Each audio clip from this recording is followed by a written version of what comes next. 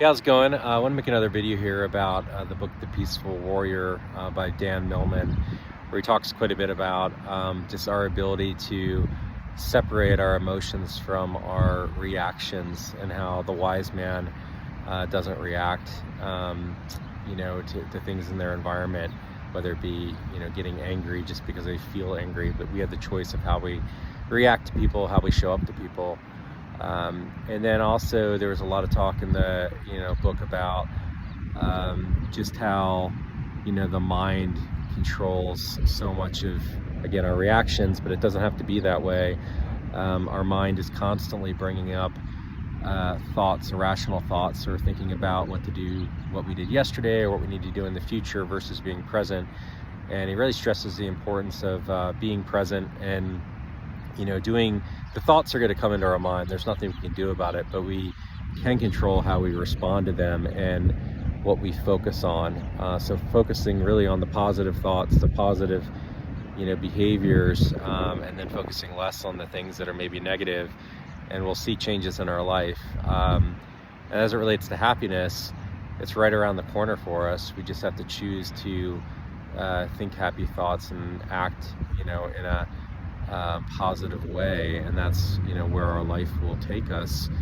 And another idea that he spoke about, which obviously I've read quite a bit in like the Buddhist philosophy, is your thoughts, what you focus on, your visions for your life really manifest what shows up in your life. So I believe that there's truth to that. And as a Christian, it might be that, you're letting your guardian angels know, letting God know what you want in your life.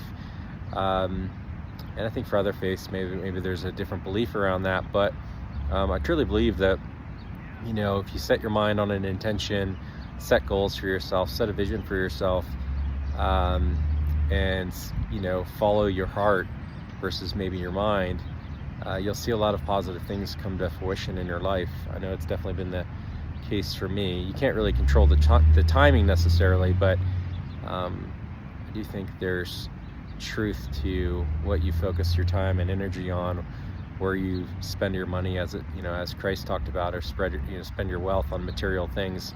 That's where your mind goes, right? But if you focus on spiritual things, your mind will, and your time and efforts will be spent more towards spiritual things like serving other people, helping others, being selfless, and living for unity of all of humanity versus just,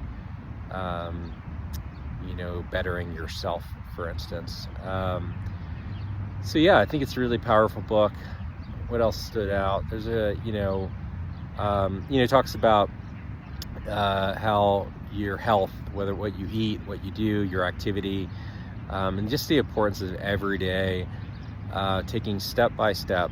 And maybe it's just 5 minutes of exercise one day, and then a couple weeks later it becomes 20 minutes of exercise. But finding ways to, again, really take action and be active, as well as eating well, and as far as like what you put into your body with alcohol or tobacco or whatever, right? Like doing whatever you possibly can to have a clear mind, in order to control those irrational thoughts that we all have, and to be able to respond and act in a way that we know we should behave versus just reacting to emotion. But I'm sure I'll make more videos on this book. It's definitely been an impactful one for me, but wanted to share that. Take care.